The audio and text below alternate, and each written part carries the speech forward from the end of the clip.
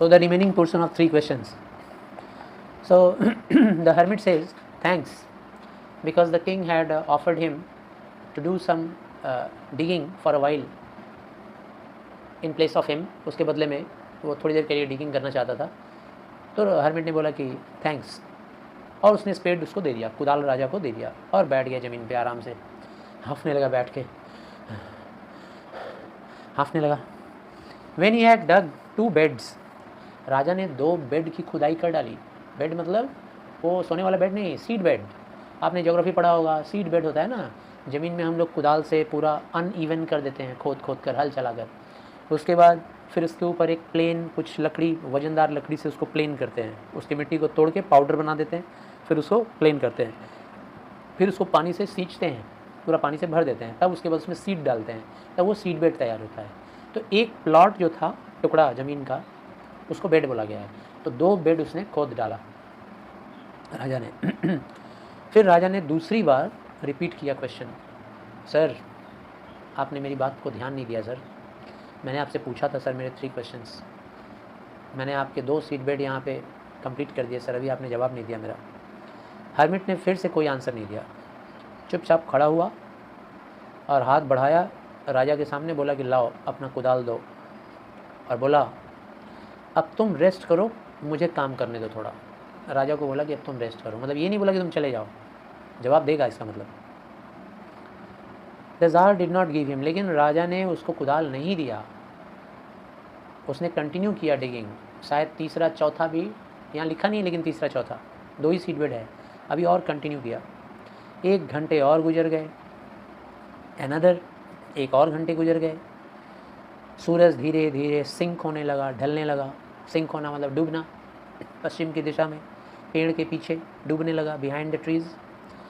And tsar last में थक करके जब पूरा काम हो गया तो कुदाल को ज़ोर से मारा और ज़मीन में धंसा दिया, और उसके बाद बोला, वाइज मैन, मैं यहाँ आया था मेरे आंसर्स के लिए, मेरे क्वेश्चंस के। अगर आप मुझे आंसर नहीं दे सकते तो प्लीज़ बता दीजिए, ताकि मैं घर लौट जाऊँ, अब रात होने वाली है, अंधेरा हो जाएगा, जंगल है, मुझे अपने घर जाना है। फिर भी जो आंसर नहीं दिया, ठीक है ना, मतलब 2 बार तो क्वेश्चन रिपीट किया था, तीसरी बार उसने सिर्फ पूछा, ठीक है ना, कि अगर आपको आंसर नहीं देना है तो बता दीजिए। दिमाग में रखना इस बात को, क्वेश्चन 2 बार रिपीट किया राजा ने हर्मिट से, लेकिन तीसरी बार रिपीट नहीं किया, तीसरी बार बस बोला आंसर तो दे दीजिए, नहीं तो बोल दीजिए कि नहीं होगा तो हम जाएँ। तभी हर्मिट ने बोला, अरे वो देखो कोई आ रहा है दौड़ते हुए, कोई दौड़ते हुए इधर ही आ रहा है, चलो तो देखते हैं कौन है वो। फिर राजा और हर्मिट दौड़ गए देखने के लिए, पीछे मुड़े और देखे एक दाढ़ी वाला आदमी आ रहा था, उसकी दाढ़ी थी, उस आदमी की दाढ़ी थी, बियर्डेड मैन, दौड़ता हुआ जंगल में से, जंगल के एक किनारे से दौड़ता हुआ अंदर की तरफ इसके पास आ रहा था। वो आदमी अपने पेट को ज़ोर से ऐसे पकड़ा हुआ था, ऐसे पेट को पकड़ा हुआ था, दबाए हुए था, और दौड़ते दौड़ते लड़खड़ाते हुए ऐसे ऐसे आ रहा है, लड़खड़ाते हुए, पेट को दबाए हुए। And blood was flowing from under them, और उसके हाथ के नीचे से, यानी हाथ से पेट को दबाया हुआ था और हाथ के नीचे से खून खूब ज़ोर से बह रहा था, यानी पेट में उसको किसी ने मार दिया था कुछ। वो ज़ार के पास जैसे ही पहुंचा, ज़ार के सामने, ऐसे ही फेंटेड होकर के गिर गया ग्राउंड पे। फेंटिंग मतलब एकदम मूर्छित हो गया, एकदम बेहोश होकर गिर गया, और बेहोशी की हालत में मॉर्निंग कर रहा था, फीबली, बहुत ही धीरे आवाज़ में मॉर्निंग कर रहा है, ठीक है ना। जब आदमी बुखार में होता है, बहुत तेज़ बुखार हो जाती है, तो कैसे आप लोग मॉर्निंग करते होगे, मम्मी मम्मी पापा बुलाते होगे, ठीक है ना, जिसको प्यार करते हो उसको बुलाते हो। कोई बोल रहा होगा, हे भगवान ठीक कर दो हमको जल्दी से, ठीक है, ऐसे मॉर्निंग कर रहा है वो भी, तो फीबली कर रहा था। The tsar and the hermit, जल्दी से ज़ार और वो हर्मिट दोनों गए और उस आदमी का कपड़ा वगैरह अनफास्टेंड कर दिया। फास्टेंड करना मतलब पहना देना, टाइट कर देना, अनफास्टेंड मतलब ढीला कर देना। जल्दी से वो लोग गए, उसका शर्ट वर्ट जो भी पहना था उसको चीर दिए, फाड़ दिए, फाड़ के जल्दी से देखना शुरू किए क्या हुआ है उसके पेट में। देखें, उन्होंने देखा बड़ा सा घाव है उसके पेट में, मतलब खंजर किसी ने भोंक दिया था। वुंड मतलब घाव स्टमक में उसके। ज़ार जल्दी से गया और पानी लेकर आया हर्मिट की झोपड़ी में से, और बार बार पानी से गिरा गिरा के उस घाव को धोने लगा। उसके बाद फिर उसने अपने हैंकरचीफ से, अपने रुमाल से, रुमाल रखा होगा कंधे पे, गमछा टाइप का, लेकर उसे तुरंत उसका पेट को बांध दिया, बैंडेज कर दिया। और हर्मिट का भी टॉवेल लेकर आया। टॉवेल किसका था? हर्मिट का। उसका भी लेकर आया, उससे भी बांध दिया, लेकिन ब्लड रुक नहीं रहा था। फिर ज़ार बार बार क्या कर रहा था ना, चुभा चुभा के पूरा खून से उसको चुभा दे रहा था अपना रुमाल, फिर निकाल रहा था, फिर उसको निचोड़ रहा था, फिर सुखा के पानी से धो के फिर उसको खून को ऐसे एब्जॉर्ब करवा रहा है, सोख ले रहा है। गरम गरम खून निकल रहा था पूरा उसके पेट से। बार बार वॉश कर रहा, बार बार रीबैंडेज, घाव को रीबैंडेज किया बार बार। लास्ट में ब्लड बंद हो गया बहना। जब खून बहना बंद हो गया तब उस आदमी को होश आया। रिवाइव वर्ड बनाया किससे? वाइव वर्ड से। वाइव मतलब होता है लाइफ, रिवाइव मतलब फिर से लाइफ आया उसके बॉडी में। जैसे ही होश आया उसने कहा कि मुझे थोड़ा पानी पिला दीजिए, थोड़ा पानी दे दीजिए, ऐसे बोला।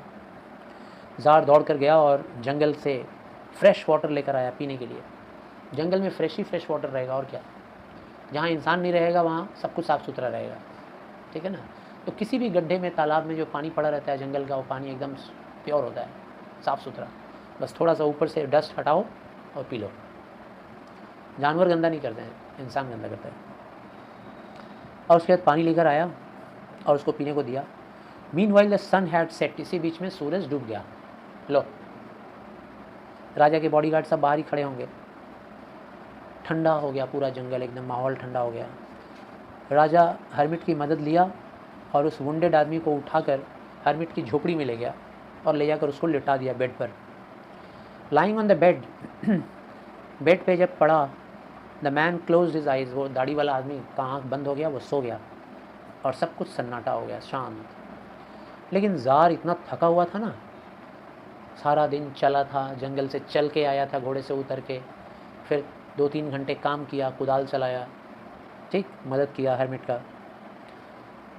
और वो भी, राजा भी सो गया तुरंत, एकदम गहरी नींद में, सो साउंडली मतलब गहरी नींद में। और कहाँ पे सोया? तो बस उस जो हर्मिट था ना, हर्मिट के झोपड़ी के थ्रेशोल्ड पे ही सो गया। थ्रेशोल्ड क्या होता है भाई? घर का चौखट। घर के चौखट पे क्राउच करके सो गया। क्राउच करके मतलब ऐसे सिकुड़ के, जैसे ऐसे बैठा होगा, ऐसे बैठ गया होगा, बैठ के ऐसे करके ऐसे सो गया, ऐसे सो गया, वहीं क्राउच करके सो गया।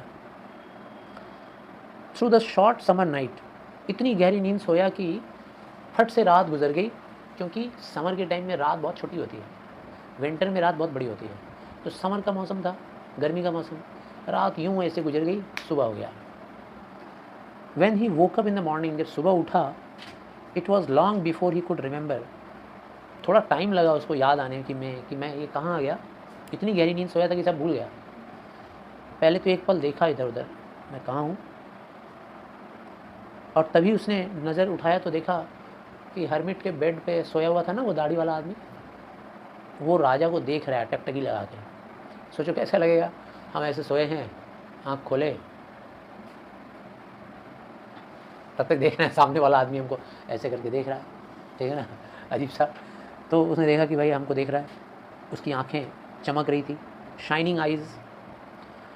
जैसे ही इसने होश संभाला, राजा ने पूरी नींद से टूट कर बाहर आया, बेयर्डेड आदमी ने इसको बोला, फॉरगिव मी, मुझे माफ़ कर दीजिए, मुझे माफ़ कर दीजिए आप। The tsar was awake and he was looking at him. ध्यान से देखने लगा, अरे क्या माफ़ी क्यों मांग रहे हो भाई, कौन हो तुम, क्यों माफ़ी मांग रहे हो? ज़ार ने बोला, I don't know you and have nothing to forgive you for. और हम तुमको क्यों माफ़ करें, हम तो तुमको जानते भी नहीं हैं, माफ़ी क्यों? यू डू नॉट नो मी। तब उसने आंसर दिया, उसने बोला कि आप मुझे नहीं जानते, लेकिन मैं आपको जानता हूँ। I am that enemy of yours, मैं आपका परम शत्रु हूँ, बहुत बड़ा दुश्मन आपका। Who swore to revenge himself on you, मैंने कसम उठाया हुआ है अपनी ज़िंदगी में कि मैं बदला लूँगा आपसे। आपने मेरा पूरा सर्वनाश कर दिया था, और मैंने कसम उठाया था कि मैं बदले की भावना में जल रहा था कि मैं जब तक बदला नहीं लूँगा चैन से बैठ नहीं सकता। आपको मारने का मैंने कसम उठाया था। आपने मेरे भाई को एग्जीक्यूट कर दिया था। एग्जीक्यूट कर दिया मतलब मेरे भाई को सजाए मौत दे दी थी, ठीक है ना। आपने सजाए मौत दी थी मेरे भाई को, और मेरे भाई की सारी प्रॉपर्टी भी आपने छीन ली थी। कुछ किया होगा गुनाह, है ना। अब होता क्या है, गुनहगार के जो फैमिली वाले होते हैं वो मानने को तैयार नहीं होते हैं कि मेरा बच्चा या मेरा भाई ने ऐसा गुनाह किया है। उन लोगों को बस यही लगता है कि जज ने फांसी का सज़ा दे दिया या इससे गला कटवा दिया, हम जज को छोड़ेंगे नहीं। अरे भाई, कानून भी तो है, कुछ गलत किया है तो सज़ा तो मिलेगी। I knew you had gone alone to see the hermit.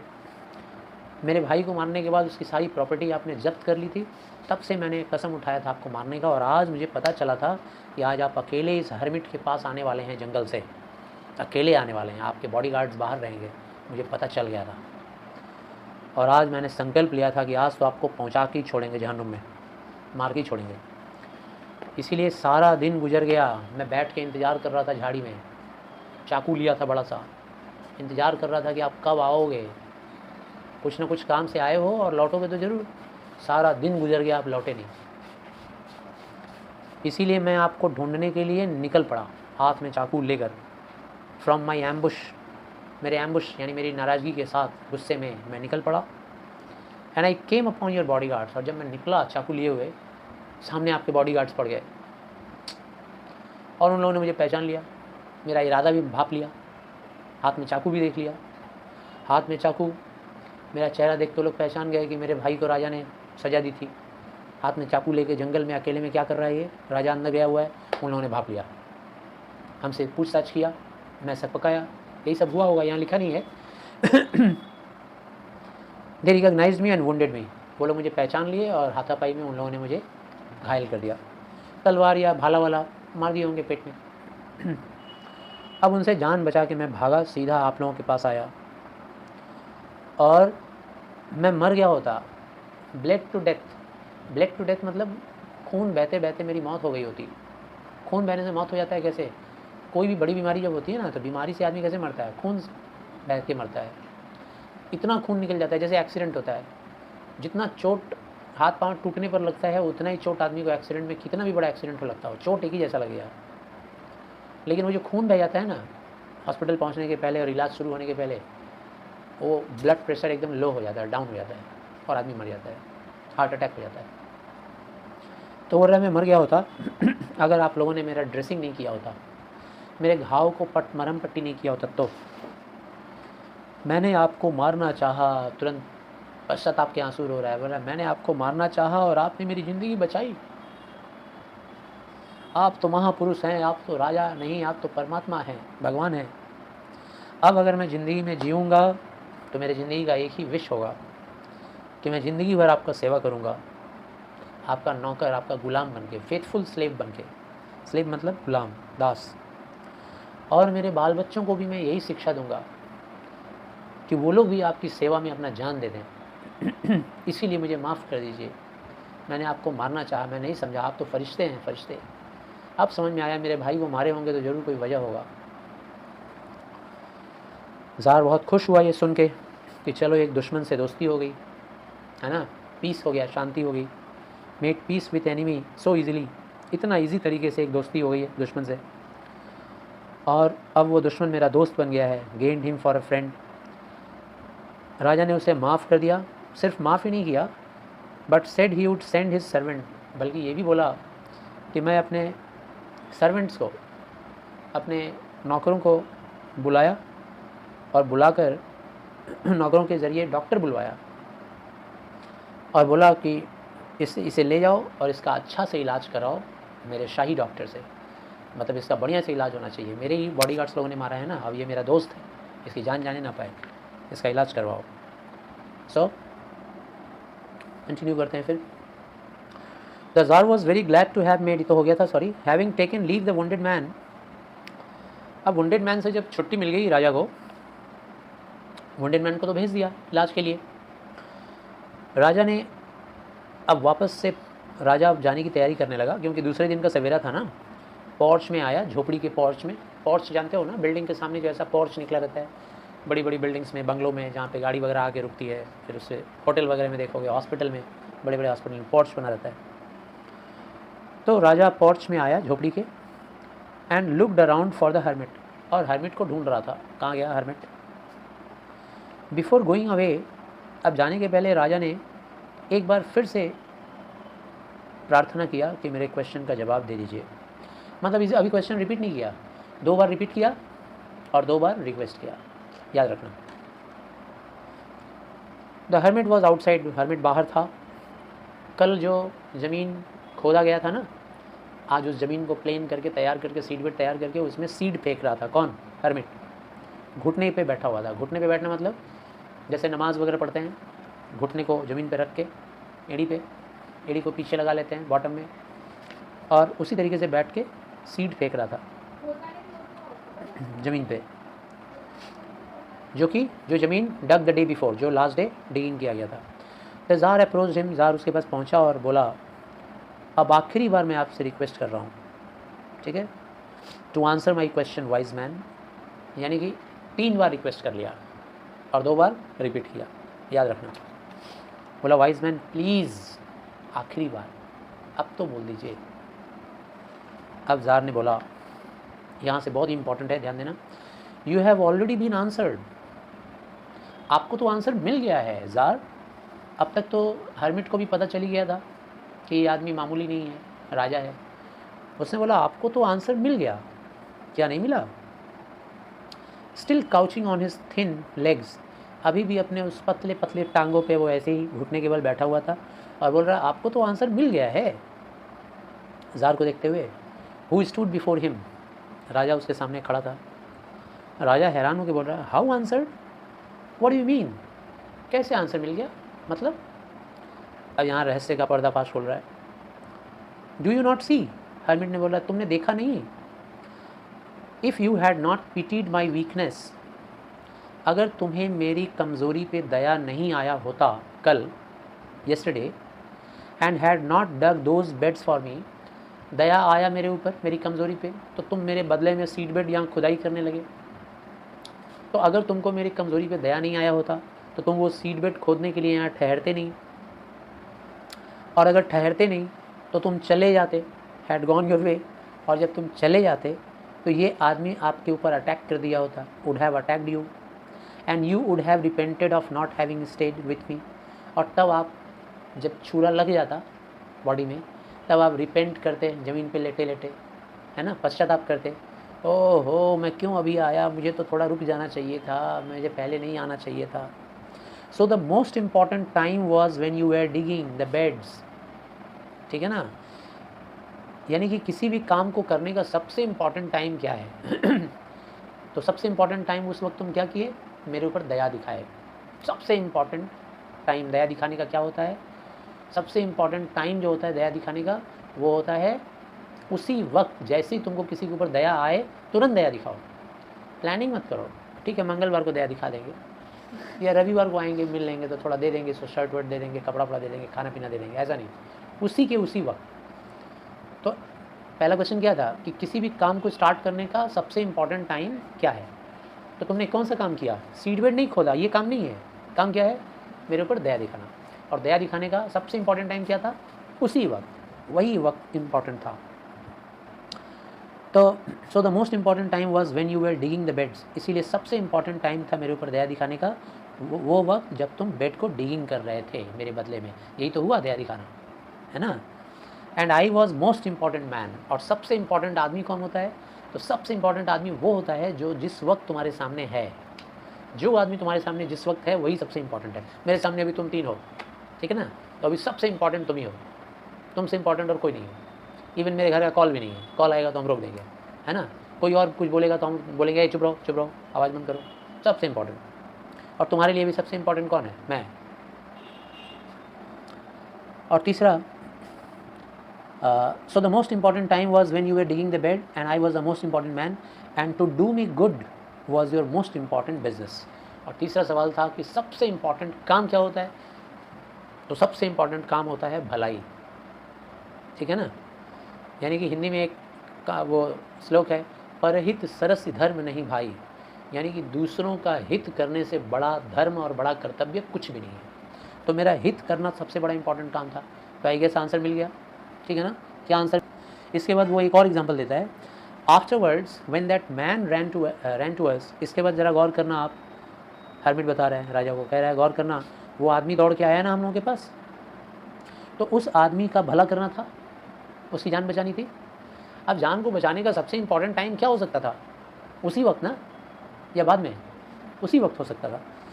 So the most important time was when you were attending to him. सबसे इंपॉर्टेंट टाइम क्या था? जब तुम उसको अटेंड कर रहे थे, उसका ड्रेसिंग कर रहे थे, उसका घाव साफ़ कर रहे थे, पट्टी लगा रहे थे, टॉवल से बांध रहे थे, घाव धो रहे थे। ये सबसे इंपॉर्टेंट टाइम था किसी काम को करने का। कौन सा काम करने का? भलाई। यही तो सबसे अच्छा काम है, भलाई। For if you had not bound up his wound, अगर तुमने उसका घाव नहीं बांधा होता तो वो मर गया होता तो फिर तुम्हारे उसके बीच में दोस्ती नहीं हो पाती, और दोस्ती नहीं हो पाती तो दुश्मनी के रूप में वो मर जाता, तुमको और उसकी आत्मा को शांति नहीं मिलती। तुमको तो पता नहीं था, उसकी आत्मा को शांति नहीं मिलती।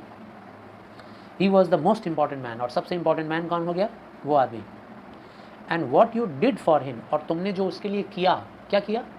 दया दिखाने का काम, सेवा का काम, जान बचाने का काम। That was your most important business, वो तुम्हारा सबसे इंपॉर्टेंट बिजनेस था। तो समझ में आया?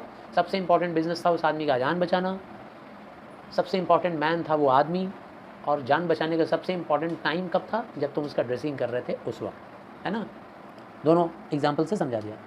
रिमेंबर देन, और इसीलिए याद रखना मेरे दोस्त, there is only one time that is important. दुनिया में एक ही टाइम है जो इंपॉर्टेंट होता है, और वो टाइम क्या है? नाउ, अभी, अभी इसी वक्त। मैंने कहा था ना, काल करे सो आज कर, आज करे सो अब वाला दोहा जो कहा, वही वाले दोहे को याद करोगे। अब वाला जो टाइम होता है सबसे इंपॉर्टेंट होता है। This is the most important time, because it is the only time when we have any power. क्योंकि इसी टाइम में हमारे पास पावर है। सच में इंसान की ज़िंदगी बुलबुले के समान होता है। बारिश में जो बुलबुला होता है ना, जोर की बारिश होती है तो गोल गोल बुलबुला निकलता है, और फिर यहाँ से वहाँ तक जाते जाते बुलबुला फूट जाता है। हमारा तुम्हारा लाइफ भी ऐसी ही है। हम आज हैं, हम हो सकता है हम कल नहीं रहेंगे। तो आज जब हम जिंदा हैं, अभी हम जिंदा हैं, तो हमारे पास फुर्सत है तुम्हारा भला करने के लिए, तो हम कर दें। इससे इम्पॉर्टेंट कुछ नहीं है। नाउ ही टाइम होता है जिसमें हमारे पास पावर है। द मोस्ट नेसेसरी मैन कौन होता है भाई? जिसके साथ हम लोग खड़े हैं, जिसके साथ हम बैठे हैं, जिस वक्त जहाँ पे हैं, जो हमारे साथ है, वही सबसे इंपॉर्टेंट आदमी है। घर में रहोगे तो mummy papa important. Don't engage your self over phone with your friends, है ना? फ्रेंड्स के बीच में हो तो एंजॉय करो यार, मस्ती करो, मम्मी पापा को भूल जाओ थोड़ी देर के लिए। The most necessary man is he with whom you are, for no man knows whether he will ever have dealings with anyone else। क्योंकि जिसके साथ हम जब रहते हैं तो हम लोग को नहीं पता कि इसके साथ हम फिर दोबारा मिल पाएंगे कि नहीं। या तो वो, या तो हम, पता नहीं, कल हो ना हो, किसी के साथ भी हो सकता है। तो जिसके साथ रहेंगे वो सबसे इंपॉर्टेंट है। यहाँ हम लोग घूमने ही तो आए हैं दुनिया में। थोड़ा ब्रॉडर स्कोप से देखोगे तो आपको नज़र आएगा कि ये दुनिया एक रंगमंच है। अलग अलग आप एक्शन करने, रोल प्ले करने आए हो, सब एक्टर्स हो, और हमारा तुम्हारा मुलाकात हो गया है। अब जितनी देर हम लोग आमने सामने हैं तो मुस्कुराएं, हंसें, एक दूसरे का भला करें, अच्छा करें। ये झूठ मूठ का, नाराज़गी, गुस्सा, मारपीट। And the most important affair is to do him good. और सबसे इंपॉर्टेंट अफेयर क्या होता है, जॉब क्या होता है? वो होता है गुड, डूइंग गुड, दूसरे का भला करना। Because for that purpose alone, क्योंकि इसी पर्पज़ के लिए ही भगवान ने हमें इस दुनिया में भेजा है। सिर्फ एक मात्र पर्पज़ है हमारा तुम्हारा। पर्पज़ ये नहीं है कि खूब ज़्यादा से ज़्यादा राशन उठाएं और उठा करके तकिया लगा के बारिश के मौसम में सो जाएं, मज़ा आ जाएगा, ऐसा नहीं है। सबसे बड़ा पर्पज़ है लोगों की भलाई करना, सबका अच्छा करना, मम्मी पापा का अच्छा करना, दोस्तों का अच्छा करना, भाई बहन का अच्छा करना, सारे समाज का अच्छा करना। इसी काम के लिए हम इस दुनिया में आए हैं, दूसरों का हित करने के लिए आए हैं। आई गेस समझ में आया?